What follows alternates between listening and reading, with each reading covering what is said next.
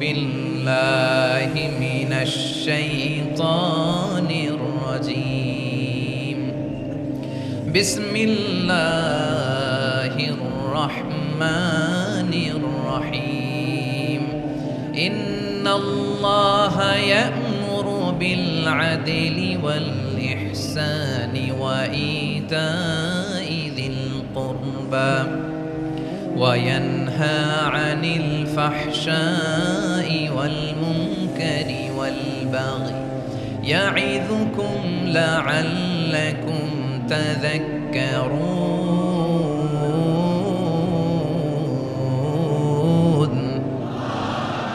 আল্লাহ তাআলা ইরশাদ করছেন, ইন্নাল্লাহা ইয়া'মুরু বিল আদলি ওয়াল ইহসান, নিশ্চয় আল্লাহ তাআলা তোমাদেরকে ন্যায় বিচারের আদেশ দেন, সদাচরণের আদেশ দেন, নিকটাত্মীয়দেরকে দানের আদেশ দেন। আদেশ কয়টা? আওয়াজ করে সবাই বলুন তো কয়টা? নিশ্চয়ই আল্লাহ তাআলা তোমাদেরকে ন্যায় বিচারের আদেশ দেন, সদাচরণের আদেশ দেন, তিনি তোমাদের নিকটাত্মীয়দেরকে দানের আদেশ দেন, আর তিনি তোমাদেরকে অশ্লীলতা থেকে নিষেধ করেন, মন্দ কাজ থেকে নিষেধ করেন, অবাধ্যতা সীমা লঙ্ঘন থেকে নিষেধ করেন। তিনি তোমাদেরকে উপদেশ দেন যাতে তোমরা শিক্ষা গ্রহণ করো। সুবহানাল্লাহ। উপদেশ দিচ্ছে স্বয়ং কে? তিনটা জিনিসের আদেশ। ইয়া'মুরু বিল আদল, সুবিচার ন্যায় বিচারের আদেশ তিনি দেন। ইহসানের আদেশ দেন, যাতে আমরা ইহসান করি, একে অপরের প্রতি সুবিচার করি, মহানুভবতা দেখায়, অনুগ্রহ দেখায়, আর নিকট আত্মীয়দেরকে যেন আমরা দান করি। এই তিনটা আদেশ তিনি দিয়েছেন। আর কোন তিনটা জিনিস থেকে তিনি বারণ করেছেন? অশ্লীলতা, ফাহশা, মুনকার, মানে সব মন্দ আর অসৎ কাজ, এগুলো থেকে তিনি আমাদেরকে বারণ করেন। ওয়াল বাগি, অবাধ্যতা, সীমা লঙ্ঘন, এই তিনটা কাজ থেকে তিনি আমাদেরকে বারণ করেন। তিনি আমাদেরকে উপদেশ দেন, স্বয়ং আল্লাহ তাআলা আমাদেরকে উপদেশ দেন যাতে করে আমরা শিক্ষা গ্রহণ করি। সুবহানাল্লাহ পড়ে। তাহলে আসুন আমরা ধরে ধরে একটা একটা করে সামনের দিকে আগাই। আল্লাহ তাআলা প্রথমে আমাদেরকে আদেশ দিয়েছেন আদালের। ইন্নাল্লাহা ইয়া'মুরু বিল আদল। আওয়াজ করে বলুন আল আদাল। সবাই পড়ুন আল আদাল। আমরা উর্দু জানি, হিন্দি জানি, অনেকে ইংরেজিও জানি, কিন্তু আরবি শব্দগুলো আমাদের মুখ দিয়ে বেরোতে চায় না। আওয়াজ করে বলুন আল আদাল। মাশাআল্লাহ। ইন্নাল্লাহা ইয়া'মুরু বিল আদল। আল্লাহ তাআলা আমাদেরকে আদলের আদেশ দেন। আদল অনেকে না বুঝলেও আদালত শব্দটা বুঝবেন। আদালত, আদালত, আদালত বুঝেন না? যেখানে বিচার কার্যের ফয়সালা করা হয়, কোর্ট কাছারি, আদালত, এটা তো ভেরি কমন। এটা শুনছেন না সবাই? আদালত, যেখানে ন্যায় বিচার হবে, সুশাসন হবে। কিন্তু ভাগ্যের কি নির্মম পরিহাস, ওখান থেকে মিথ্যা সাক্ষী দিয়ে মনমতো রায় দিয়ে দেয়া হয়। এগুলোর পরিবর্তন হওয়ার দরকার আছে না নাই? প্রিয় ভাইয়েরা, আদালত, আল আদল, ইংরেজিতে বলে জাস্টিস, ন্যায় বিচার, সুবিচার, সুশাসন, জাস্টিস, আল আদল। সব জায়গায় এই জাস্টিস থাকা দরকার। Justice should be prevail in the society. The mission of all prophet was to uphold the justice. সব নবীর মিশন ছিল এই জাস্টিসকে, আদালকে, সুশাসন আর সুবিচারকে নিশ্চিত করা। পড়েন সুবহানাল্লাহ। And the core message of every divine scripture was to uphold justice.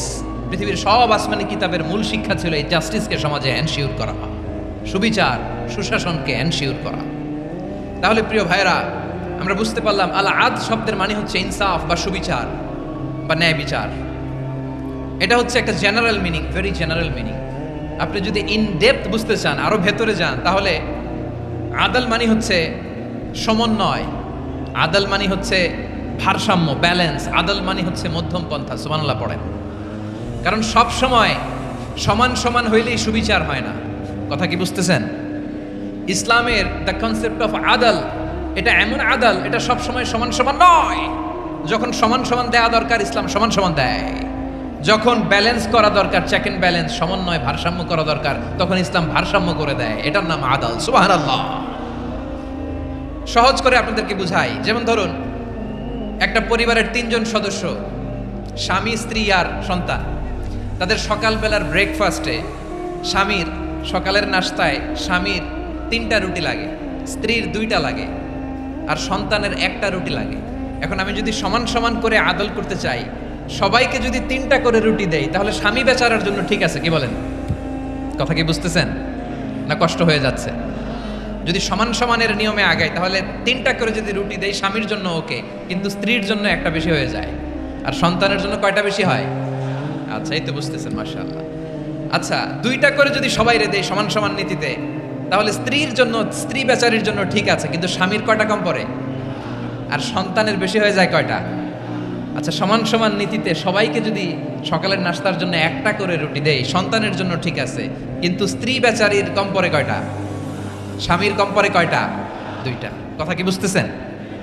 আর আমি যদি স্বামীকে দেই 3টা, স্ত্রীকে দেই 2টা, আর সন্তানকে দেই 1টা, তাহলে কারো অপচয় হবে না। যার যতটুকু দরকার ঠিক ততটুকুই কাজে লাগবে। চিল্লায় বলেন ঠিক কিনা? এটাই হচ্ছে ইসলামের আদল, যেখানে যার যতটুকু দরকার তাকে সেখানে ঠিক ততটুকু দিয়ে দেওয়ার নামই হচ্ছে আদল। চিল্লায় পড়েন আল্লাহু আকবার। রব্বুল আলামিন বলেন, ইউসিকুমুল্লাহু ফি আওলাদিকুম লিযযাকারি মিসলু হাযযিল উনসায়াইন। আল্লাহ তোমাদেরকে ওসিয়ত করেন, তোমাদেরকে আদেশ দেন, উত্তরাধিকার সম্পদ যখন বন্টন হবে, ছেলেরা যতটুকু পাবে, মেয়ে পাবে তার অর্ধেক। সুবহানাল্লাহ বলেন। দেখেন, ছেলে যতদূর, মেয়ে অর্ধেক, ছেলে ডবল পাবে। আপাত দৃষ্টিতে মনে হয় এখানে অবিচার হয়েছে, কিন্তু আসলেই কি অবিচার হয়েছে? আপনি বিয়ের ক্ষেত্রে যান, ওইখানে আবার ছেলে মোহরানা দেয়, মেয়ে সেখানে মোহরানা পায়। তাহলে চেক অ্যান্ড ব্যালেন্স, ভারসাম্য, ব্যালেন্স, মধ্যম পন্থা এখানে আছে না নাই? এটাই হচ্ছে ইসলামের আদল। আল্লাহ তাআলা এই আদলের আদেশ দিয়েছেন, সুবিচার, ন্যায় বিচার, সুশাসন এবং ভারসাম্যের আদেশ দিয়েছেন। প্রিয় ভাইয়েরা, একটি শান্তিময় সমাজ, একটা সমৃদ্ধ সমাজ, একটা মানবিক সমাজ যদি আমরা পেতে চাই, এই আয়াতের মধ্যে যতগুলো পয়েন্ট আছে সবগুলোর বাস্তবায়ন লাগবে। কথা বুঝতে পেরেছেন? বলেন, আওয়াজ করে বলেন, আমরা একটা শান্তির সমাজ চাই কি চাই না? আমরা একটা সমৃদ্ধ বাংলাদেশ চাই কি চাই না? আমরা একটা মানবিক বাংলাদেশ চাই কি চাই না? এই আয়াতে আল্লাহ তাআলা একটা মানবিক সমাজের রূপরেখা টেনেছেন। তার প্রথম কথা হচ্ছে, ইন্নাল্লাহা ইয়ামুরু বিল আদল। আল্লাহ তাআলা তোমাদেরকে আদলের নির্দেশনা দেয়, সুবিচার, সুশাসনের নির্দেশনা দেয়। যে সমাজে আদল থাকে না, সেই সমাজে জুলুম মানুষের ঘাড়ে চেপে বসে। আদলের বিপরীত হচ্ছে জুলুম। আদলের বিপরীত কি? জুলুম বা জাওর, অত্যাচার, অবিচার, বৈষম্য। এই যে বৈষম্য বিরোধী ছাত্র আন্দোলন কমন পড়ছে? এই যে একজন সমন্বয়ক তো দেখা করলো আমার সাথে। জুলুম মানে হচ্ছে বৈষম্য। বৈষম্যের স্থান ইসলামে নাই, অবিচারের স্থান ইসলামে নাই, জুলুমের স্থান ইসলামে নাই। আল্লাহ তাআলা বলেন যে আমি জুলুমকে নিজের জন্য হারাম করেছি এবং তোমাদের জন্য হারাম করেছি। বিশ্বনবী ফরমান, আল্লাহ তাআলা বলেন হাদিসে কুদসিতে, ইয়া ইবাদি ইন্নী হারামতুয যুলমা আলা নাফসি ওয়া জাআলতুহু বাইনাকুম মুহাররামান ফালা তাযালামু। আমার গোলামেরা শোনো, নিশ্চয় আমি আল্লাহ তাআলা জুলুমকে আমি আমার উপরে হারাম করেছি, অনুরূপভাবে জুলুম করাকে তোমাদের উপরেও হারাম করেছি। ফলে ফালা তাযালামু, তোমরা একে অপরের সাথে জুলুম করো না। নির্দেশনাটা কার? খবরদার, জুলুমের সাথে আমাদের কোনো সম্পর্ক নাই। আল্লাহ তাআলা আদলের আদেশ দিয়েছেন, আদালতের আদেশ দিয়েছেন, সুশাসনের, ন্যায় বিচারের আদেশ দিয়েছেন। ইন্নাল্লাহা ইয়ামুরু বিল আদল। আমাদেরকে আদল প্রতিষ্ঠা করতে হবে। জুলুমের সাথে ইসলামের কোনো সম্পর্ক নাই। আল্লাহ তাআলা জালিমদের জন্য কঠিন শাস্তি প্রস্তুত করে রেখেছেন। যারা এই আদলকে ভুলণ্ঠিত, কখন রাত কিচ্ছু জানে না, কখন দিন কখন রাত কিছু জানে না, বছরের পর বছর কেটে গিয়েছে। এক্সট্রা জুডিশিয়াল কিলিং এর কোনো হিসাব নাই, বিচার বহির্ভূত হত্যা, এনফোর্স ডিসঅ্যাপিয়ারেন্স, গুম, যেটা সবচাইতে বড় মানবতা বিরোধী অপরাধ। কত মানুষ যে গুম হয়েছে তার কোনো ইয়ত্তা নাই। যেই ফ্যামিলির সদস্য গুম হয়েছে, তারা কি ওই লোকটার জন্য মাগফিরাতের দোয়া করবে নাকি সুস্বাস্থ্যের দোয়া করবে তারা নিজেরাও জানতো না, কারণ জানে না ও বেঁচে আছে না মরে গেছে। আহা, বিডিআর নওজোয়ানদের যারা ছাড়া পেল দেখলাম, বিনা অপরাধে, কোনো অন্যায় ছাড়া, অপরাধ ছাড়া তাদের জীবন থেকে, তাদের তারুণ্যের, তাদের যৌবনের 15 বছর, 16 বছর, 17 বছর নাই। 6 মাস বয়সের ছোট বাচ্চাকে রেখে জেলে গেছে। 6 মাসের মেয়ে বেরোয় দেখে মেয়ের বয়স 17 বছর। মেয়ে বাবারে চিনে না, বাবা মেয়েরে চিনে না। মেয়েকে এখন বিয়ে দিয়ে আরেক ছেলের হাতে তুলে দিবে। মেয়ের শৈশব বাবা দেখে নাই, মেয়ের কৈশোর বাবা দেখে নাই, মেয়ের তারুণ্য দেখে নাই। আরেক যুবককে দেখলাম 14 দিনের সংসার, 2 সপ্তাহের সংসার শেষে জেলে গেছে। কত যুবকের যে স্ত্রী চলে গিয়েছে ফ্যামিলি ছেড়ে, কারণ জানে না তো কবে আসবে, কি হবে, কেউ জানতো না। দাম্পত্য জীবনের মাত্র 14 দিনের স্মৃতি, এই স্মৃতিকে আঁকড়ে ধরে এক বোন 16টা বছর 17টা বছর কাটিয়ে দিয়েছে। আমি নিউজটা দেখে ভাবলাম, আমার এই বোনের প্রতিটি দিন কিভাবে কেটেছে, প্রতিটি রাত কিভাবে কেটেছে, প্রতিটি ক্ষণ কিভাবে কেটেছে। বিশ্বনবী বলেছেন, ইত্তাকি দাওয়াতাল মাজলুম ফাইন্না লাইসা বাইনাহু ওয়া বাইনাল্লাহি হিজাব। মাজলুমের কান্নাকে ভয় করো, কারণ মাজলুমের কান্না আর আল্লাহর মাঝে কোনো পর্দা থাকে না। আমরা আর এরকম কোন জুলুম বাংলাদেশে দেখতে চাই না, জোরে বলেন ঠিক কিনা? আর কেউ নতুন করে জালিম হোক আপনারা চান? আবার নতুন করে কেউ ফ্যাসিস্ট হোক আপনারা চান? এক দল আরেক দলকে নিশ্চিহ্ন করার রাজনীতিতে মেতে উঠুক, এটা আপনারা চান? আমরা বাংলাদেশকে আদল দিয়ে সাজাতে চাই। আমরা এই 56,000 বর্গ মাইলের প্রতিটা ইঞ্চি মাটিকে কোরআনের আইন দিয়ে সাজাতে চাই। রাজি আছেন আপনারা? কারা কারা রাজি দেখান হাত তুলে আল্লাহকে।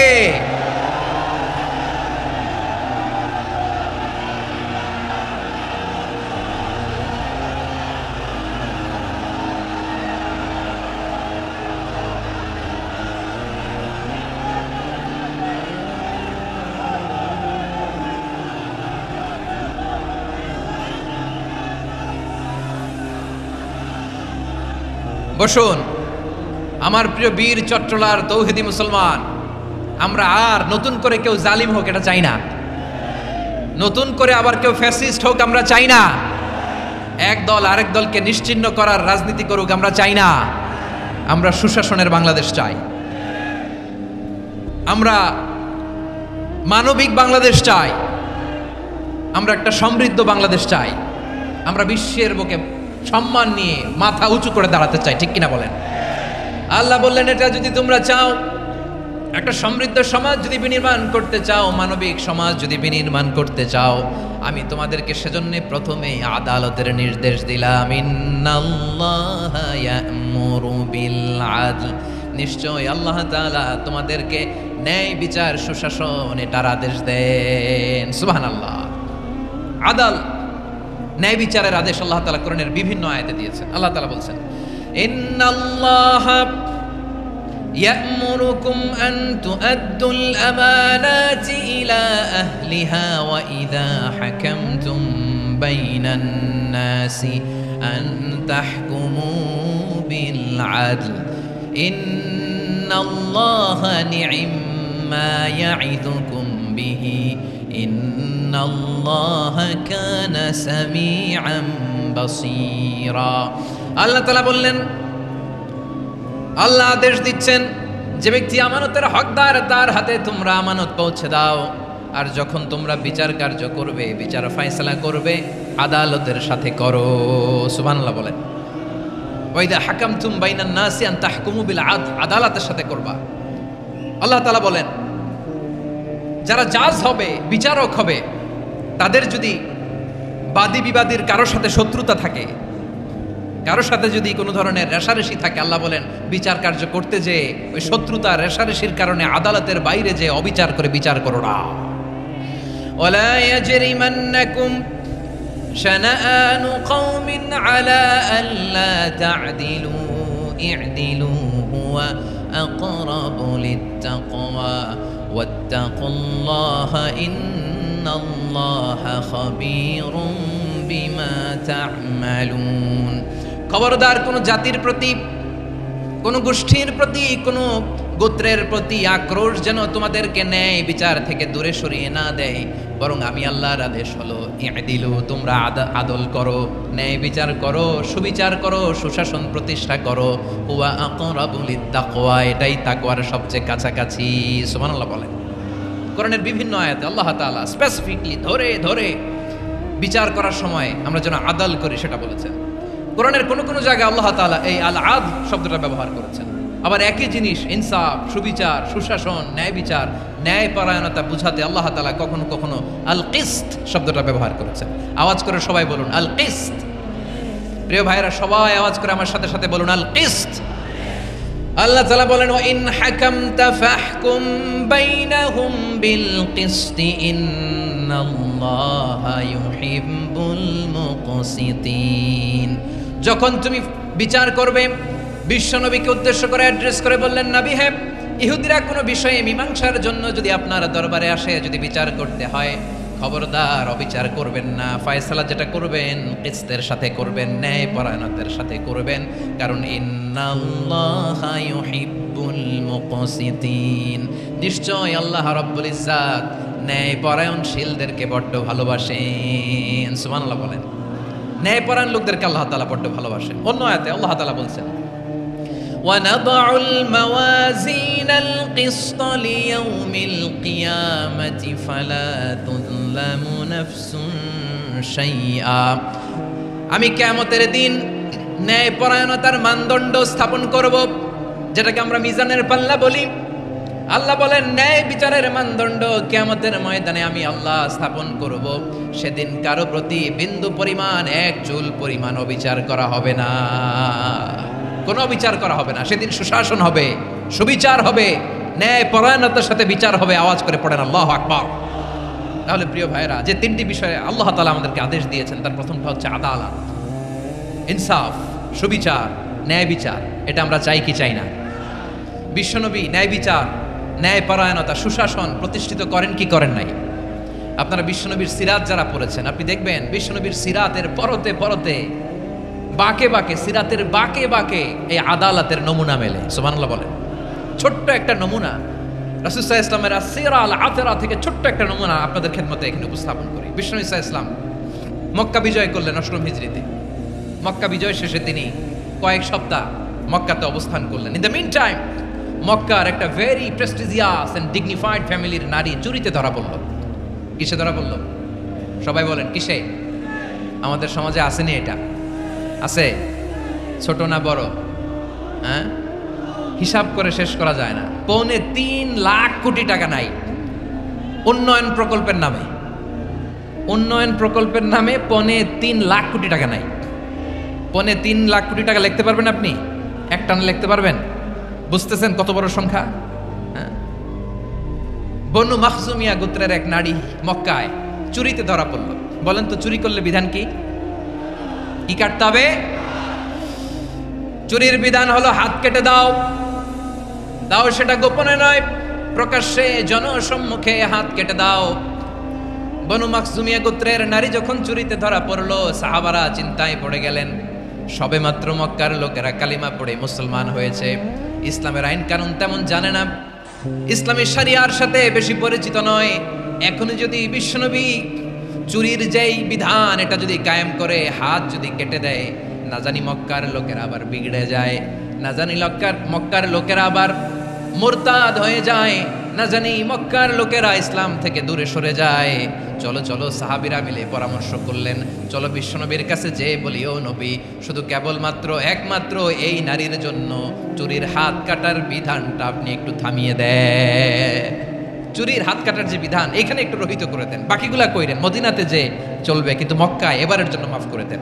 কিন্তু কে বলবে? এই যে পরামর্শ, সাজেশন, এটা কে দিবে বিশ্বনবীর কাছে? সাহাবারা চিন্তায় পড়ে গেলেন। আল্লাহর নবীর সামনে দাঁড়িয়ে আল্লাহর দেয়া হুদুদ, আল্লাহর দেয়া বিধান থামিয়ে দেওয়া, মাফ করে দেওয়া, এই কথা বিশ্বনবীর সামনে বলার সাহস তো কেউ রাখে না। কেউ কেউ বলল, বিশ্বনবীর পালক পুত্র যায়েদ বিন হারেসার সন্তান উসামারে বিশ্বনবী নাতির মতো আদর করে, বড্ড বেশি ভালোবাসে উসামারে। এজন্য সাহাবারা উসামাকে বলতো হিব্বু রাসূলিল্লাহ, বিশ্বনবীর ভালোবাসা। কি বলতো? সাহাবীরা বললেন, বিশ্বনবীর ভালোবাসা হিব্বু রাসূলিল্লাহ, উসামারে পাঠাও। উসামারে বিশ্বনবীর নাতির মতো স্নেহ করে, মায়া করে, ভালোবাসে। আমরা পারবো না, উসামা পারবে। সবাই মিলে ফুলিয়ে ফুসিয়ে ছোট্ট ওসামাকে রাজি করালো। ওসামা এমন এমন কথা যে তুমি বিশ্বনবীর কাছে বলতে হবে, পারবা নাকি? ওসামা বলে, পারবো। সাইয়েদনা ওসামা রাদিয়াল্লাহু তাআলা আনহু তরুণ সাহাবী বিশ্বনবীর কাছে গেলেন, যে বললেন, নবী, বনু মাখজুমিয়া গোত্রের এক নারী চুরিতে ধরা পড়েছে, এবারের জন্য কি এই মহিলাটারে মাফ করে দিলে হয় না? এবারের জন্য একটু ক্ষমা করা যায় না নবী?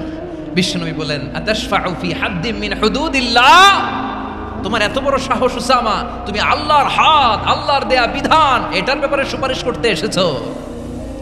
তোমরা কি জানো তোমাদের আগে যত কওম, যত গোত্র, যত জনপদ ধ্বংস হয়েছে তার কারণ ছিল তাদের মধ্যে গরিবরা অন্যায় করলে তারা বিচার করত, আর ধনীরা অন্যায় করলে তারা মাফ করে দিত। খবরদার, ওয়া আইমুল্লাহ লাউ আন্না ফাতিমাতা বিনতি মুহাম্মাদিন সারাকাত লাকাতা মুহাম্মাদুন ইয়াদাহা।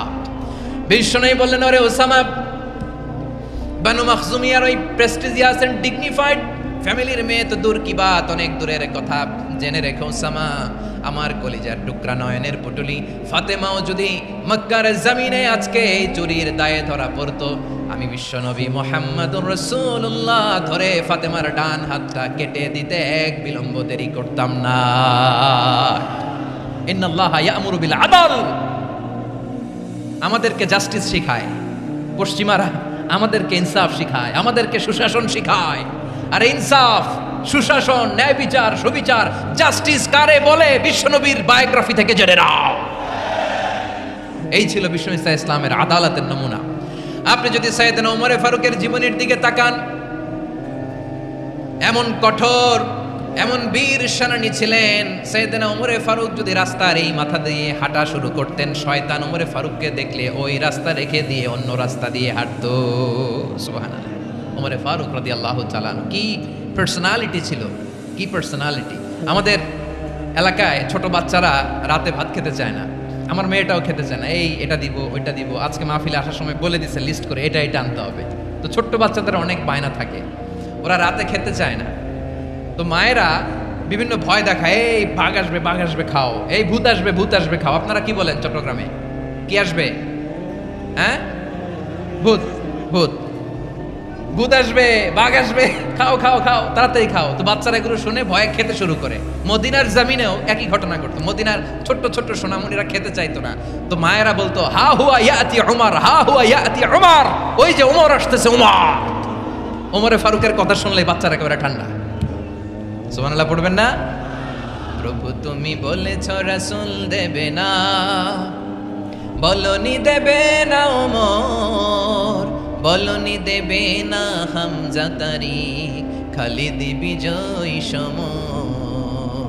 প্রভু তুমি বলেছ রাসূল দেবে না, বলনি দেবে না ওমর, বলনি দেবে না হামজা তারিক, খালিদ বিজয় সমর। প্রভু তুমি বলেছ রাসূল দেবে না।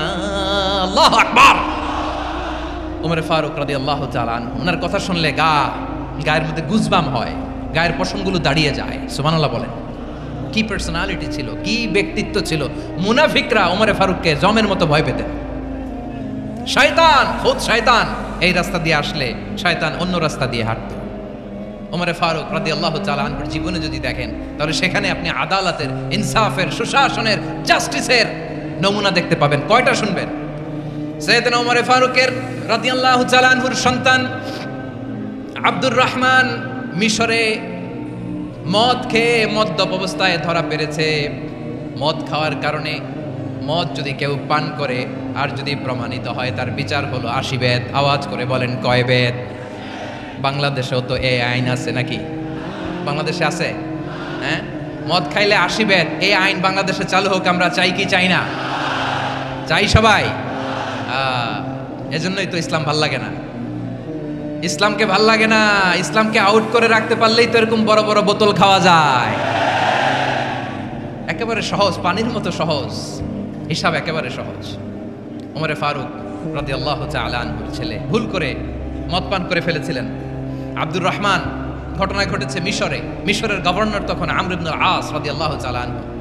আব্দুর রহমানের ভাই যে গভর্নরকে বলল, গভর্নর যদি একটু দয়া করেন, খলিফার ছেলে আমার ভাই আব্দুর রহমান মদ্যপ অবস্থায় ধরা পড়েছে, জনসম্মুখে যদি আপনি বেত্রাঘাত করেন আমাদের প্রেস্টিজ থাকে না। যদি 80 বেত আপনি মারেন আমার কোনো কথা নাই, কিন্তু ঘরের ভেতরে মারেন।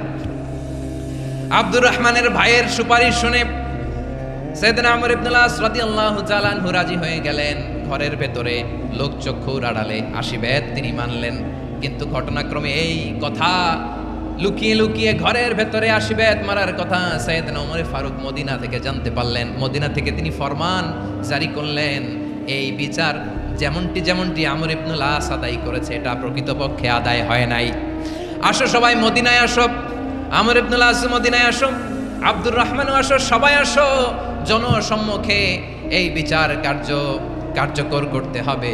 সাইয়েদনা ওমরে ফারুক মসজিদে নববীর পিলারের মধ্যে নিজের ছেলেকে বাঁধলেন, আবার জনসম্মুখে 80টা বেত তার গায়ের মধ্যে মারলেন।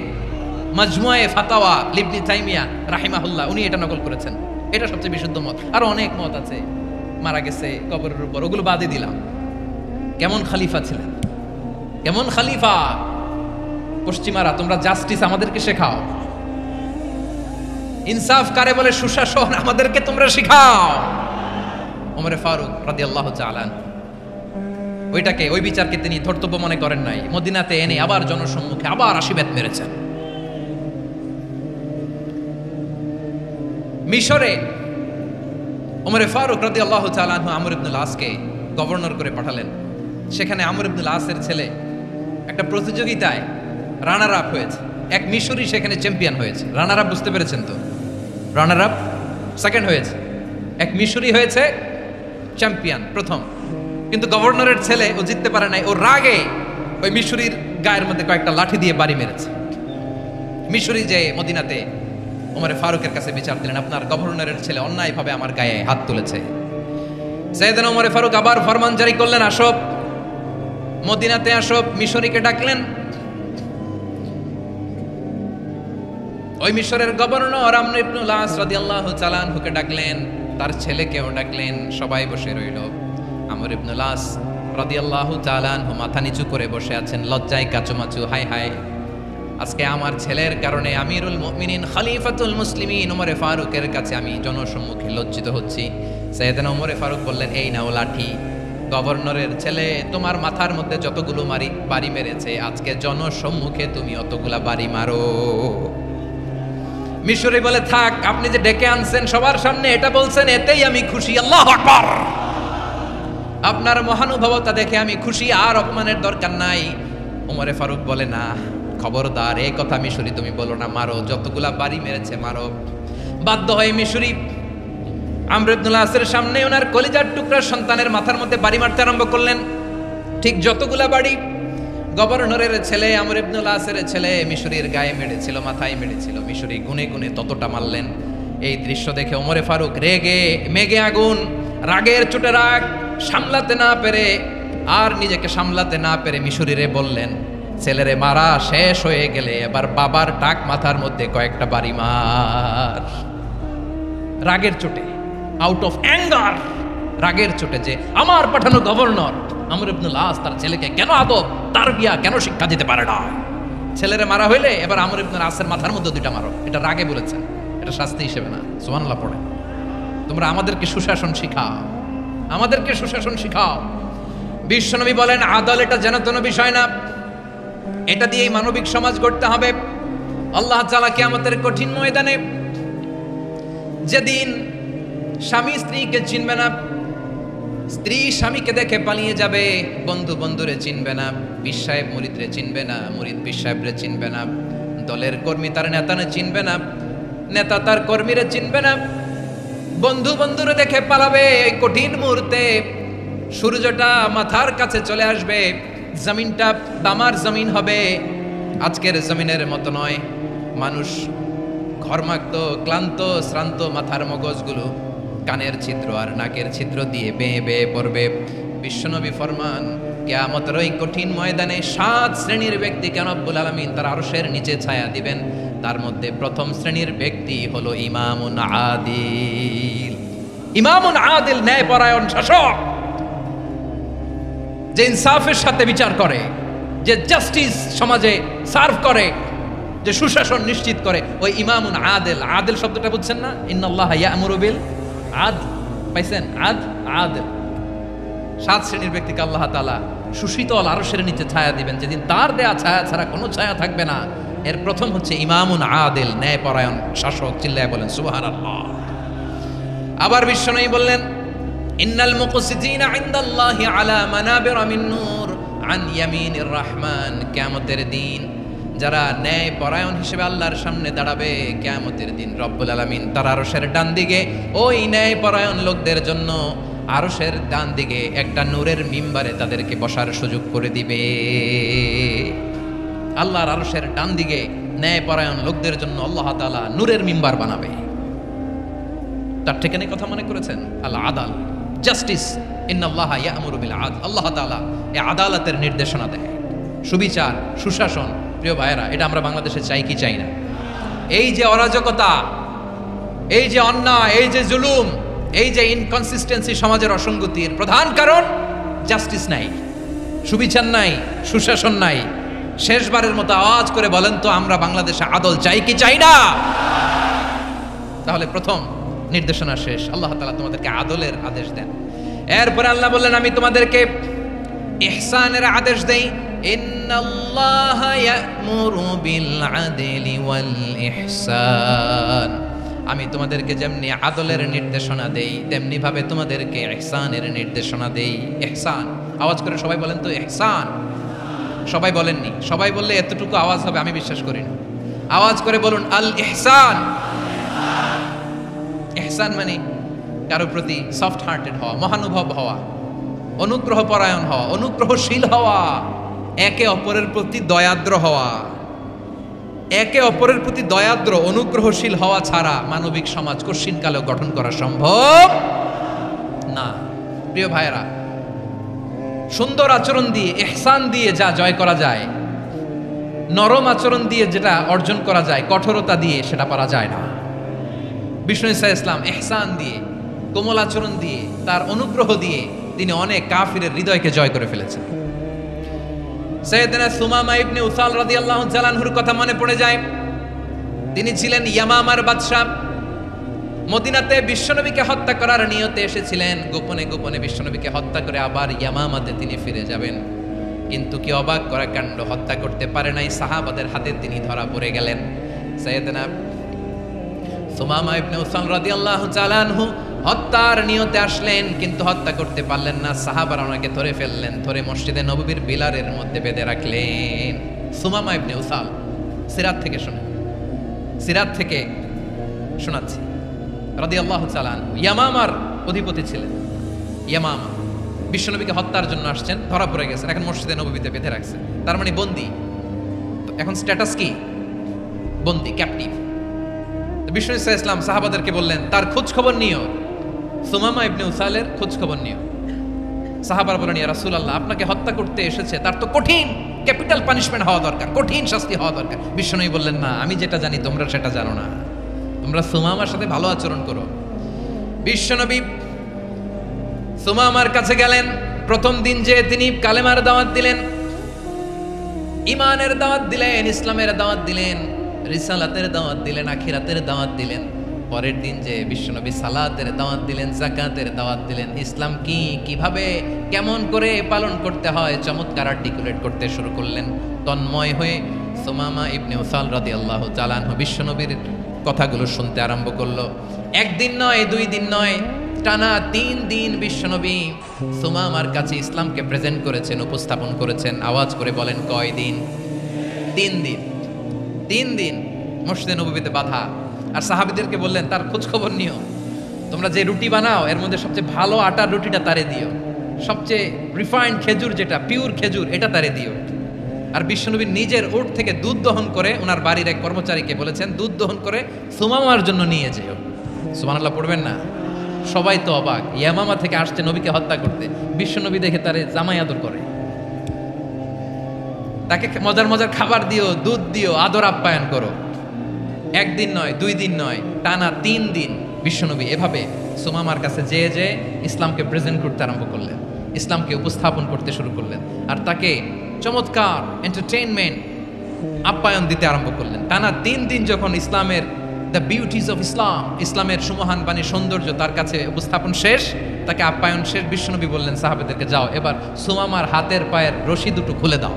তারা বললেন, ইয়া রাসূলুল্লাহ, কি বলেন আপনি? ও তো হত্যাকারী, সুযোগ পায় নাই, আপনারে মারতে পারে নাই, ছেড়ে দিলে আবারও আপনার উপর তলোয়ার নিয়ে ঝাঁপিয়ে পড়বে। নবী, এই সিদ্ধান্ত আপনি নিতে যাবেন না।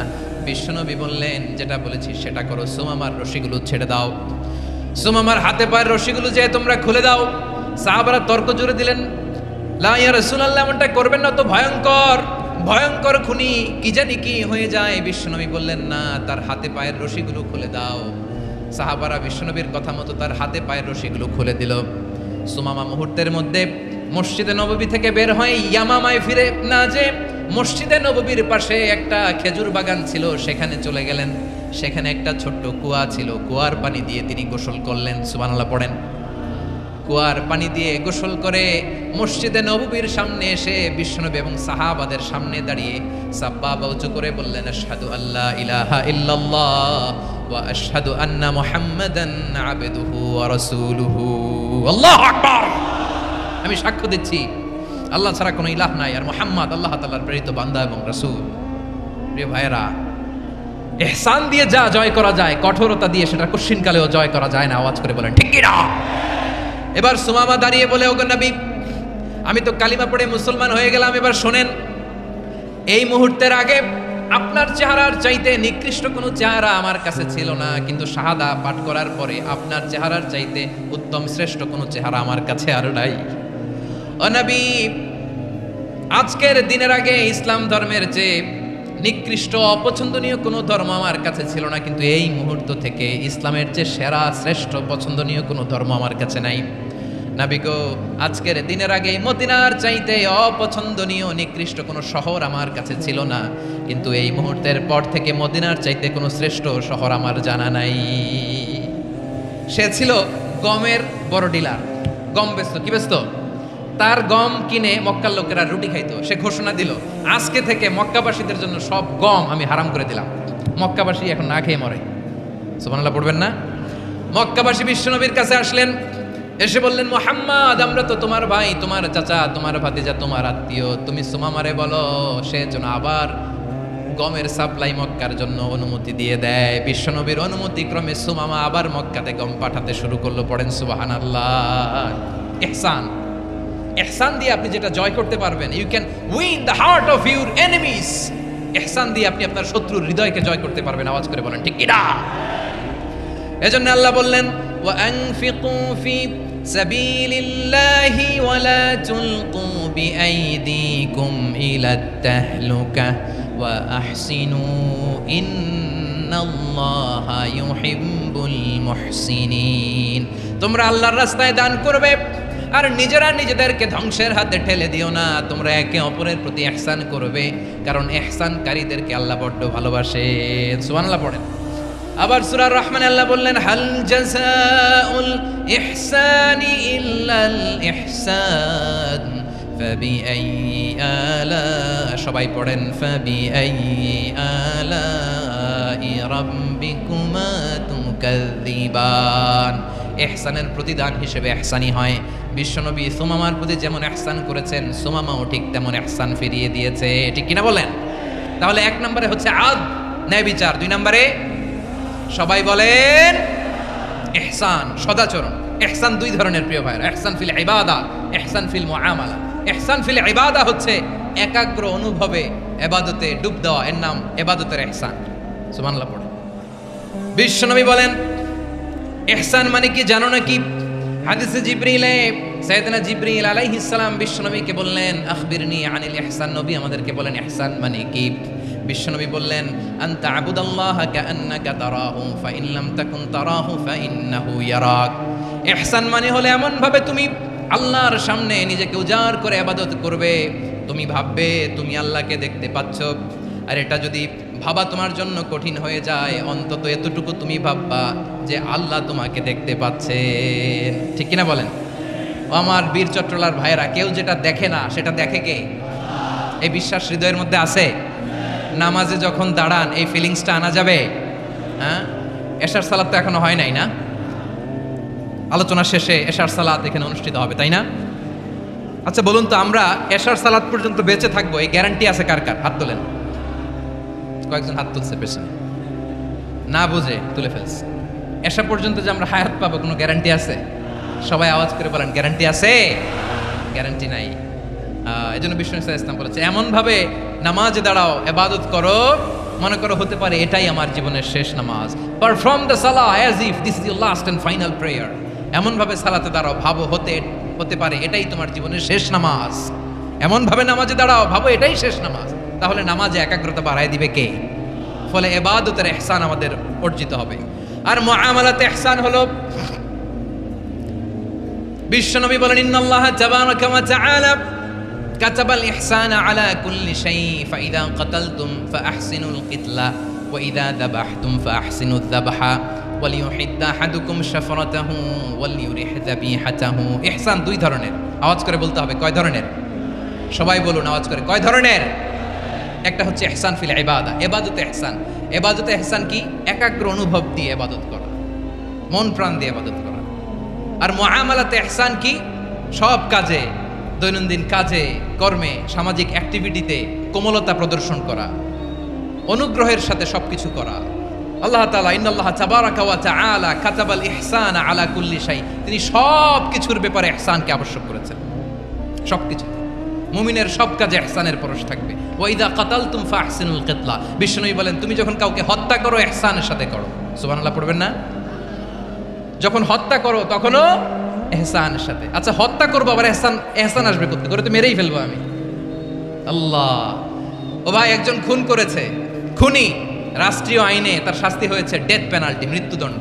এখন মৃত্যুদণ্ড দেখে আপনি যেমনি মন চায় তেমনি মারবেন লোকটারে? ওর নাক কেটে ফেলতে পারবেন? ওর কান কাটতে পারবেন?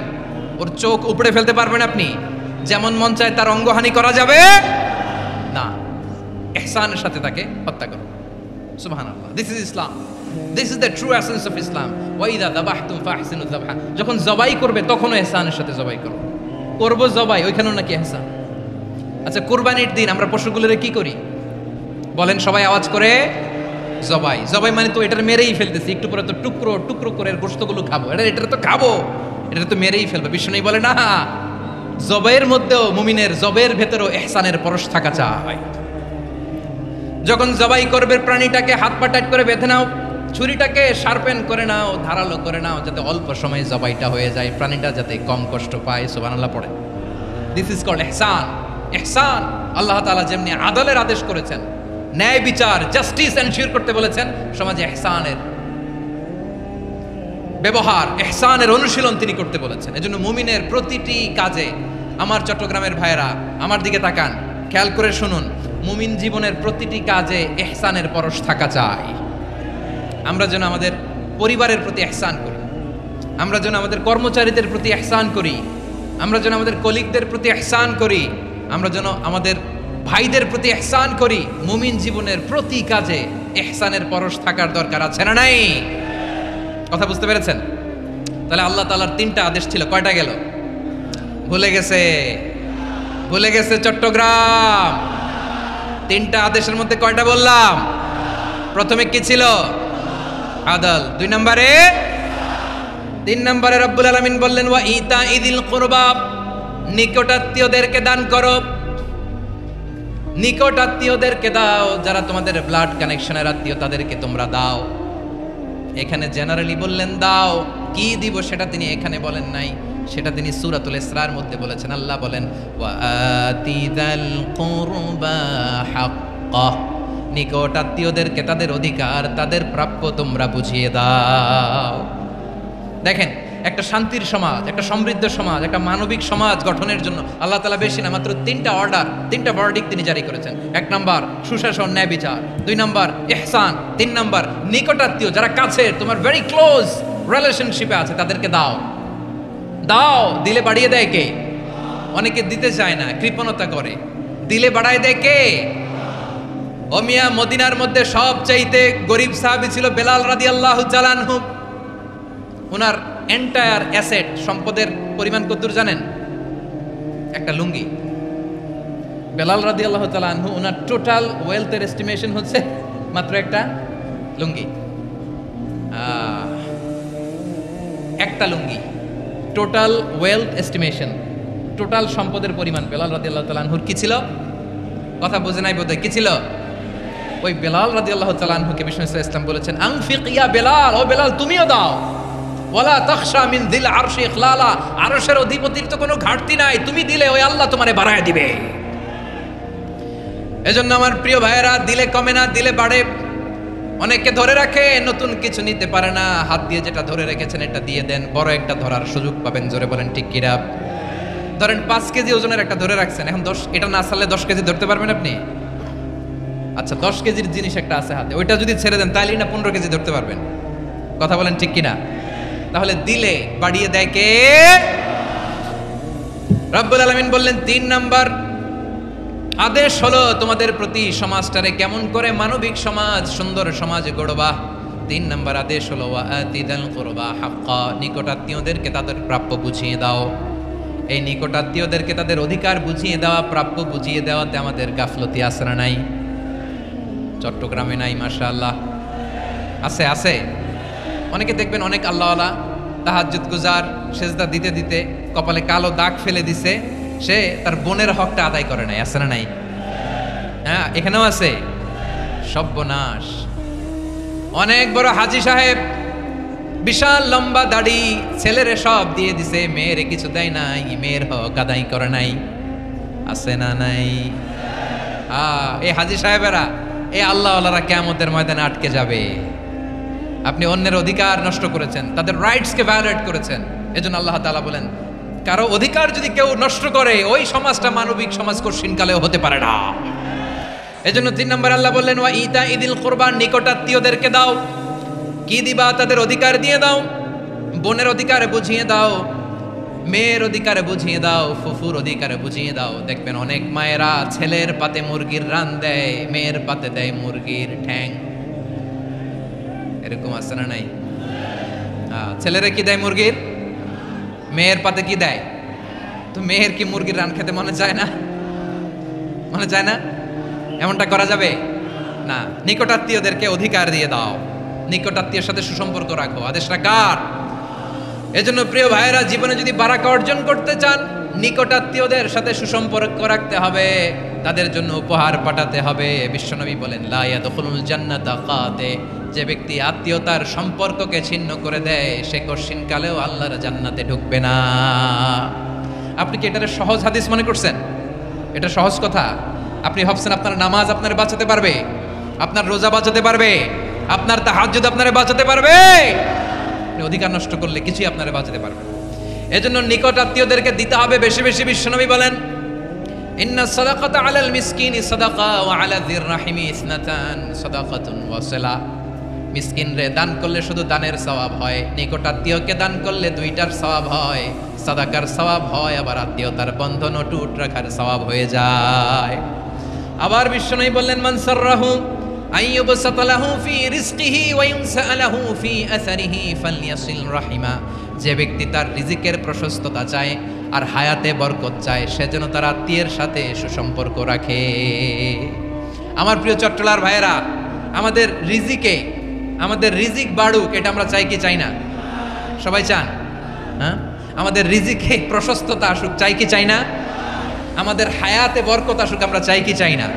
এই 2টা যদি চান, তাহলে নিকটাত্মীয়দের সাথে সুসম্পর্ক রাখবেন। পারবেন? তাহলে সমাজটারে মানবিক সমাজ বানায় দিবে কে?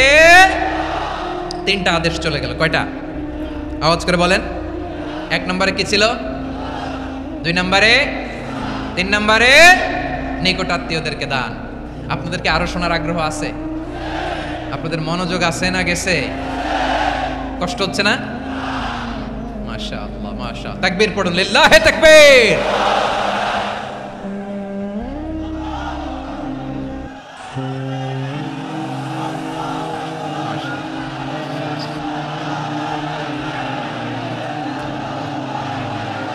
আমার প্রিয় ভাইয়েরা, আল্লাহ তাআলা 3টা জিনিসের যেমনি আদেশ করেছেন, অনুরূপভাবে 3টা বিষয় তিনি বারণ করেছেন, নিষেধ করেছেন। ওগুলোর কাছেও যাওয়া যাবে। শুনবেন। রাব্বুল আলামিন বলেন ওয়ায়ানহা আনিল ফাহশাই ওয়াল মুনকারি ওয়াল বাগি। আমি যেমনি 3টি বিষয়ে আদেশ করলাম, অনুরূপভাবে 3টি বিষয়ে বারণ করলাম, নিষেধ করলাম।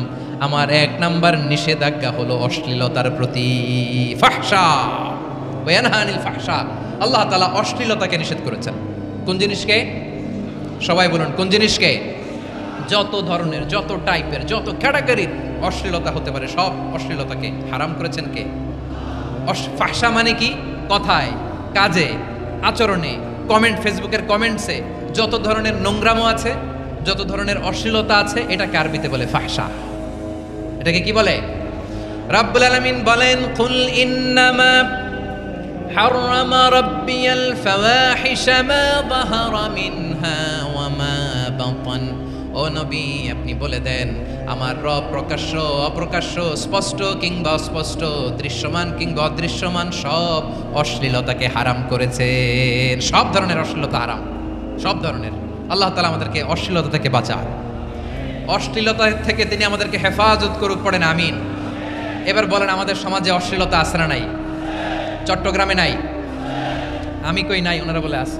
দেখছেন, আমি সামহাও বাঁচায় দেওয়ার ট্রাই করতেছি, আমি সামহাও বাঁচায় দেওয়ার ট্রাই করতেছি, ওনারা বলে আছে।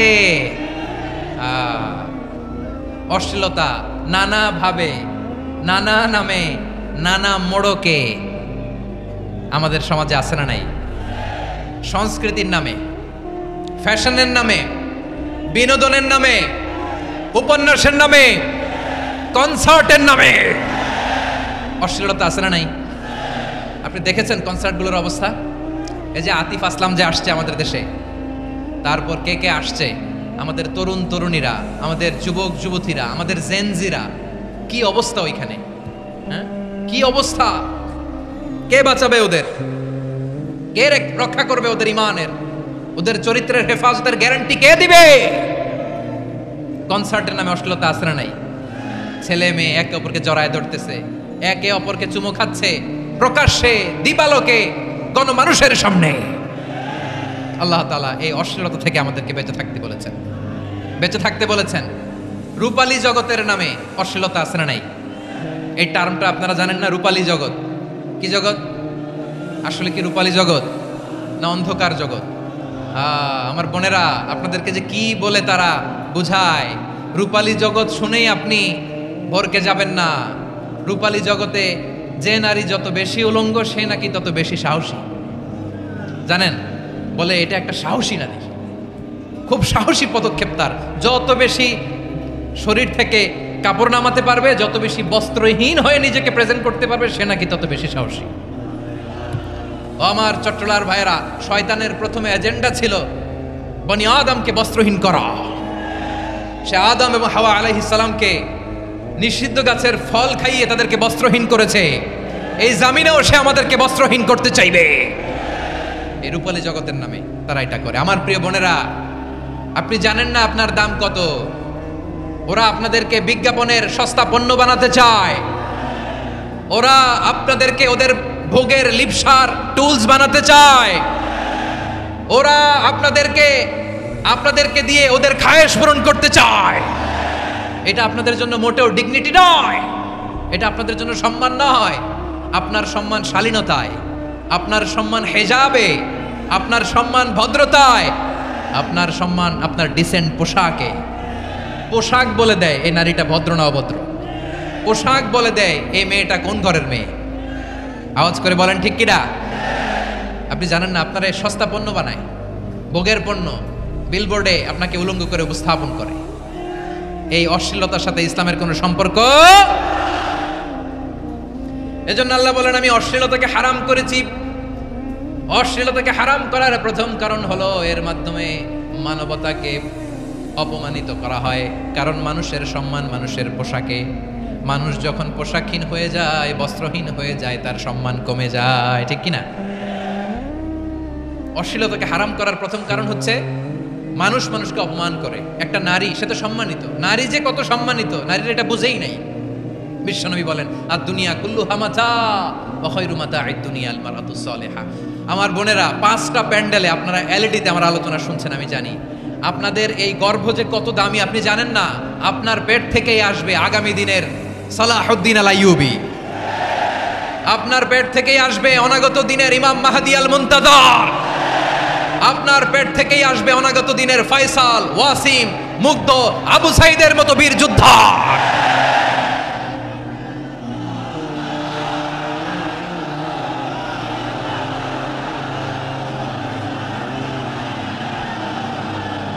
আমার প্রিয় বোনেরা, আমার প্রিয় বোনেরা, বিশ্বনবীর কথার ওজন খেয়াল করেন। আর দুনিয়া কুল্লুহা মাতা ওয়া খায়রু মাতা'আদ দুনিয়াল মারআতুস সালিহা। দুনিয়ার সবকিছুই অ্যাসেট, এর মধ্যে সবচেয়ে দামি অ্যাসেট নেককার নারী। আপনার গর্ভ যে কত দামি আপনি জানেন না। নিজের সময়টাকে কাজে লাগান, কোরআন পড়েন, সুন্নাহ পড়েন। আপনার অনেক দায়িত্ব ঘরে।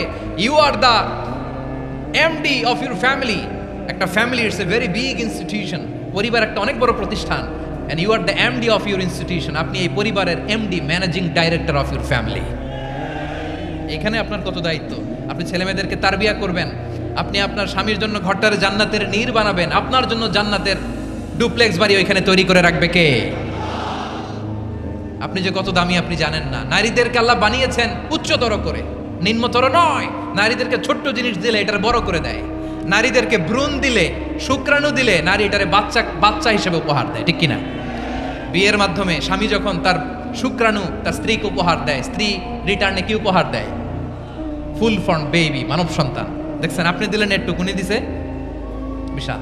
আপনি যদি নারীকে বাজার এনে দেন, নারী এটাকে সুস্বাদু খাবারে রূপান্তর করে দেয়। আপনি তাকে একটা মুচকি হাসি দিয়ে দেন, সে তার কলিজা দিয়ে দেয়। কিন্তু যদি আপনি তার মনে কষ্ট দেন, সে আপনার জীবনকে জাহান্নাম বানায়া দেয়। খবর আছে, নারীর মন বুঝতে পারলে নেয়ামত, বুঝতে না পারলে কিয়ামত, ঠিক কিনা বলেন? আমার প্রিয় বোনেরা, আপনি যে কত দামি আপনি জানেন না। জানেন না আপনি কত দামি, অনেক দামি আপনি। আপনাদেরকে যেন ভোগের সস্তা পণ্য বানাতে না পারে, আপনাদেরকে সচেতন থাকতে হবে, সজাগ থাকতে হবে, কনসার্ন থাকতে হবে।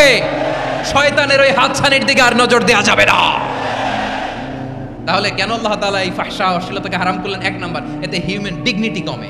2 নাম্বার, এতে মানুষের অধিকার নষ্ট হয়। আপনি বিয়ে করেছেন এরে, পরকিয়া করেন ওর সাথে, এরকম আছে না নাই? স্ত্রীর অধিকার নষ্ট করেছেন। আপনি বিবাহ সম্পর্কে আবদ্ধ হয়েছেন তার সাথে, আপনি পরকিয়া করেন ওই ছেলের সাথে, আপনি আপনার হাজবেন্ডের সাথে বিট্রে করেছেন। এজন্য আল্লাহ অশ্লীলতাকে হারাম করেছেন। অশ্লীলতাকে হারাম করার আরেকটা কারণ হচ্ছে আল্লাহ তাআলা এই হিউম্যান জেনারেশনকে এটাকে প্রিজার্ভ করতে চায়। হিফজুন নাসল, এটা মাকাসিদুশ শরিয়ার অনেক গুরুত্বপূর্ণ একটা মাকাসিদ, অনেক গুরুত্বপূর্ণ। আপনার নাসল, আপনার জেনারেশনকে সংরক্ষণ করা। এই যে আসতেছে ফেব্রুয়ারি, কত ফেব্রুয়ারি জানো? এটা কি বিশ্ব ভালোবাসা দিবস? হ্যাঁ, কি দিবস?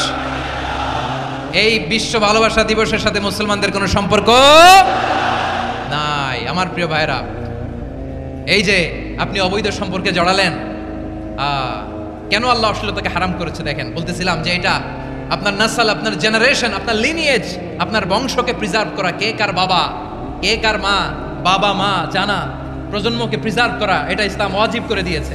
এই যে অবৈধ সম্পর্কের কারণে, বিশ্ব বেহায়া দিবসের কারণে, এগুলোর আউটকাম, আউটপুট হিসেবে মাঝে মাঝে এই ঢাকা মেডিকেলের ডাস্টবিনে নবজাতকের বাচ্চার কান্নার আওয়াজ শুনতে পাওয়া যায়। চট্টগ্রাম মেডিকেলের ডাস্টবিনে নবজাতকের কান্না শুনতে পাওয়া যায়।